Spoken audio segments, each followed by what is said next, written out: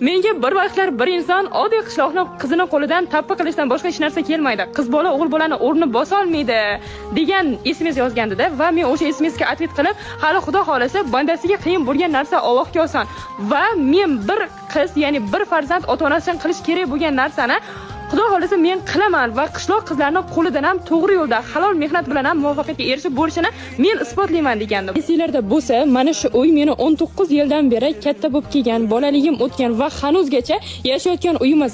Bu uy esa fundament holatga qo'ygandim. Esinglarda bo'lsa, qachon yopaman, qachon ko'tarib bo'laman bilmayman deb video qo'ygandim. Men yillar deb aytgan narsam Allohga shunchalik oson ekanki, 7 oyda yetkazdi-da. 7 oyda men mana shu uyda fundament holatdan xuddi shu holatga keltira oldim. Va dadamga payg'ambar yoshiga aynan mana shu inomarkani sovg'a qildim. Men bugun aynan mana shu narsalarni uddaladim va ota-onamga va'da bergan, bitta o'g'ilni emas, 10 ta o'g'ilni o'rnini bosaman degan va'damni ustidan ham va qishloq qizlarini qo'ldan faqat tappa qilish emas, to'g'ri yo'lda ham halol mehnat bilan ham muvaffaqiyatga erishib bo'lishini isbotlayman degan va'dam ustidan va nihoyat men bugun chiqa oldim degan umiddaman.